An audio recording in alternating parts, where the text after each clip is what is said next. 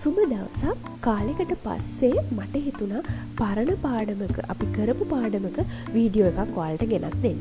ඒ කියන්නේ ගොඩක් අයට ගැටලුවක් ඇවිල්ලා තිබුණා මේ Excel සම්බන්ධයෙන් මොකද්ද ඇඩ්වාන්ස් ෆීල්ඩ් කියලා කියන්නේ කොහොමද අපි ඒක කරන්නේ කියලා. ඒ ප්‍රශ්නට විසඳුමක් දෙන්න කියලා හිතාගෙන අද දවසේදී මම මේ වීඩියෝ එකෙන් සූදානම් වෙනවා මොකද්ද ඇඩ්වාන්ස් ෆීල්ඩ් කොහොමද ඒක කරන්නේ කියලා දෙන්න.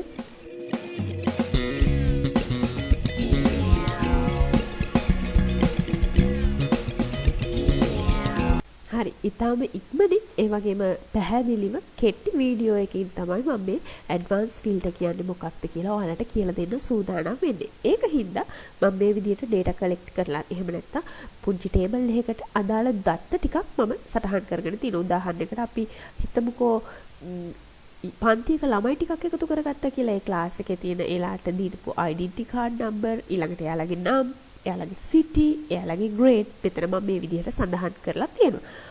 මේකෙන් මට මොකක් හරි දෙයක් පිළිබඳව වෙනම තොරතුරු තෝරගන්න ඕනේ නම් අපි මේ වෙනකොට ඔයාලා මේ වෙනකොට පරණ අපේ වීඩියෝ හැම එකක්ම බලලා තියෙනවා නම් මේ කතා කරන්නේ access වල අපි කතා කරපු query වගේ දෙයක්. මොකක් හරි දෙයක් සම්බන්ධ තොරතුරු කිහිපයක් වෙක් කරලා ගන්න ඕනේ නම් උදාහරණයකට කිව්වොත් මට ඕනේ කොළඹ ඉඳලා එන ළමයි ටික බලන්න. මට ඕනේ 10 වසර ළමයි ටික බලන්න. අන්න ඒ වගේ අපිට අවශ්‍ය කොටස් වෙක් කරලා ගන්න ඕනේ නම් ඒකට තමයි මේ ඇඩ්වාන්ස් ෆිල්ටර් කියන එක අපි මේ Excel වලදී පාවිච්චි කරන්නේ. අපි ෆිල්ටර් එක හරහා අපි මුලදී කතා කරා මේ තියෙන ෆිල්ටර් ඔබට මතක ඇති මේ ෆිල්ටර් එක හරහා නම් අපි කතා කරා කොහොමද මේ ළමයිගේ ලිස්ට් එක ඕඩර් කරන්නේ. එහෙම නැත්නම් අපි කිව්වොත් එහෙම ඒ ළමයිගේ පන්තියේ පළවෙනි පිළිවෙලට කොහොමද පෙළ ගස්වන්නේ කියන එක පිළිබඳව අපි කතා කරා. මෙතනදී අපි අවශ්‍ය කොටසක් මේකෙම හෝ වෙන තැනක වෙන පේජ් එකකට ගන්නෙ කොහොමද කියලායි පැහැදිලි කරන්න යන්නේ. අපි තව දුරටත් පැහැදිලි කරගමු මේ ක්‍රියාකාරකම කරනකොටම. හරි එහෙනම් අපි බලමු කොහොමද ඇඩ්වාන්ස් ෆිල්ටර් කරන්නේ කියලා. ඒ වගේම මතක් කරනවා මේ වෙනකොට Excel වලට අදාළ පරණ වීඩියෝ කලින් වීඩියෝ බලලා නැත්නම් ඒ ටික බලලා ආවොත් ඔයාලට වඩාත්ම පැහැදිලි කරගන්න පුළුවන්. මේක ටිකක් අර අපි කරපු කොටස් වලට වඩා චුට්ට එහා ගියපු කොටසක් හින්දා මූලික දැනුම තියෙන්නම ඕනේ. එහෙනම් මම මුලින්ම කොළඹ එහෙම නැත්නම් කොළඹ ඉඳලා ආපු ළමයි ටික තෝරලා ගන්න ඕනේ කියලා හිතලා ඒකට අදාළව ෆිල්ටර් කරන්න සූදානම් වෙන්න. හැබැයි අපි මේ විදිහට ෆිල්ටර් කරන්න යන එක අපේ හිතේ තිබිලමදි අපි මේ කොහේ හරි සටහන් කරලා තියෙන්න ඕනේ. ඒක අපේ ඇඩ්වාන්ස් ෆිල්ටර් එකට ඉතා වැදගත් වෙනවා. ඒක හින්දා මම මේ කොහේ හරි සටහන් කරනවා මොකක්ද මට ඕනේ කොළඹ කට්ටියව. කොළඹ කට්ටියව තමයි මට ඕනේ. කොහේ කොළඹ කට්ටියද? මේ සිටි වලට අදාළව. සිටි වලට අදාළ තියෙන ලිස්ට් එකෙන් කොළඹ කට්ටියව ඕනේ කියලා මම මේ විදිහට සටහනක් තියාගෙන ඉන්න. මේ විදිහට බෙදට කරන්න බෝල්ඩ් කරන්න අවශ්‍ය නැහැ. මම අර පැහැදිලි වෙන්නයි මේ විදිහට සටහන් කරගන්නේ. හරි. එහෙනම් අපි යමු කොහොමද ඇඩ්වාන්ස් ෆිල්ටර් කරන්න කියලා බලන්න.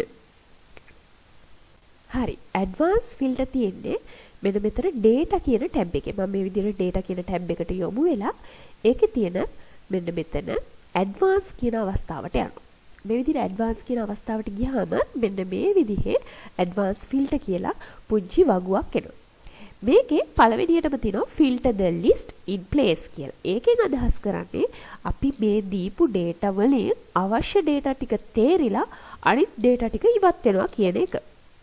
හැබැයි මට ඕනේ මේ data වලට කිසිම හානියක් නොවෙන්න ඒකෙන් අවශ්‍ය data ටික තෝරලා වෙනම තැනකට යොමු කරන්න. ඒක හින්දා මම ඒකට මෙන්න මේ දෙවනියට තියෙන copy to another location කියන අවස්ථාව තෝරගන්නවා. ඊට පස්සේ පළවෙනියටම දෙනවා list range කියලා. මෙන්න මෙතනට ගිහිලා ක්ලික් කරලා අපිට data අවශ්‍ය මොන කොටසින්ද එහෙම නැත්නම් මූලික දත්ත තියෙන්නේ කොහෙද කියන එක මෙන්න මේ විදිහට අපි තේරීමක් කරනවා. මෙන්න මේ විදිහට සිලෙක්ට් කරාම එයාලා ඒ ටික ඔක්කොම අවශ්‍ය විදිහට සටහන් කර ගැනීම සිද්ධ කරනවා. ඊළඟට criteria range කියන තැනට ගිහලා ක්ලික් කරාට පස්සේ ඒකෙන් අහන්නේ මොකක්ද මේකෙන් අවශ්‍ය වෙන ප්‍රශ්නේ. එහෙම නැත්නම් ඔයාලට අවශ්‍ය වෙන දත්ත කොටස මොකක්ද කියලා. අන්න එතකොට තමයි අපිට ඕනේ කොළඹ සිටි වල කොළඹ කියන කොටස තමයි අපිට තෝරලා ඕනේ කියලා මේ විදිහට සටහන් කරනවා. ඊළඟට copy to කියන අවස්ථාවෙන් සඳහන් කරන්නේ කොයි තැනටද ඒ දත්ත ටික වෙන් කරලා ඕනේ කියලා.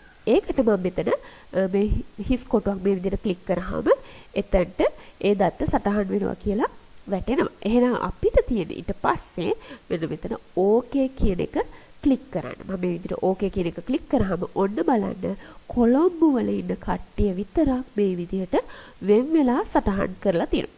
මේ තියෙන කොටසෙන් කොළඹ වල ජීවත් වෙන කට්ටිය විතරක් වෙන් වෙලා සටහන් කරලා තියෙනවා. එහෙනම් අපි එහෙමම බලමු. මේක මම චුට්ටක් වෙනස් කරනවා කැන්ඩි කියලා. අපි බලමු කැන්ඩි කියන වැඩෙත් හරියට වෙනවද කියලා. ඔන්න මේ විදිහටම යනවා මම data වල තියෙන advanced වලට. ඊට පස්සේ copy to another location. මේ දැන් ඉස්සලා තිබුණ ටික ඒ විදිහටම select කරලා තියෙන හින්දා මම ඒකේ වෙනස් කරන්නේ criteria කියන එකත් ගැටලුවක් නැහැ. තියෙන තැනම තිබ්බේ. copy to කියන තැන චුට්ටක් මම මකනවා. මේ අපි ඉස්සෙල්ලාම data එකෙන් ගත්තු හින්දා තමයි මේව වෙනස් කරන්නේ නැත්තේ. copy to කියන තැන මම මෙන්න මෙතන ක්ලික් කරලා okay කරනවා. බලන්න කැන්ඩි වල කට්ටිය මට වෙනම තේරිලා. හරිම ලේසි.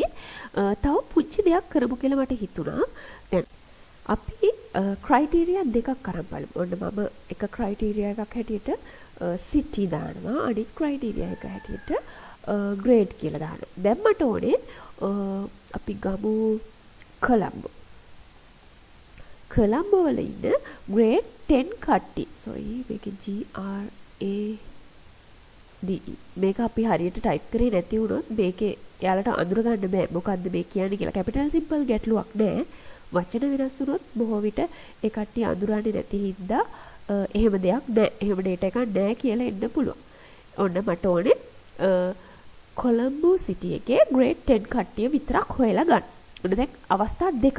අපි බලමු හරියටම මේ උත්තරේ එනවද කියලා. එහෙනම් අර විදිහටම data වලට ගියා, advanced අවස්ථාවට ගියා, copy another location කියන එක ක්ලික් කරා.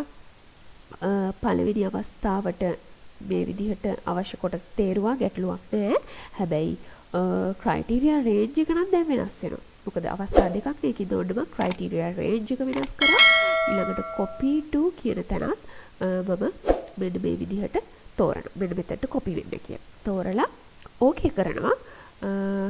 ඔන්න මේ බලන්න කොළඹ 10 වසර ඉන්නේ මෙන්න සුපුරුයි දිනුෂි. ඔන්න ඒ විදිහට අවස්ථා දෙකටම අදාළව ඉන්න කට්ටියව අපිට වෙන් කරලා දුන්නා. හරිම ලේසි. ඒ වගේම අපිට හරිම වැදගත් අපේ තොරතුරු සටහනක ගොඩක් තියෙන ඒවයි තෝරලා ගන්න, ෆිල්ටර් කරන්න, ඇඩ්වාන්ස් ෆිල්ටර් කරන්න හරිම පහසුයි.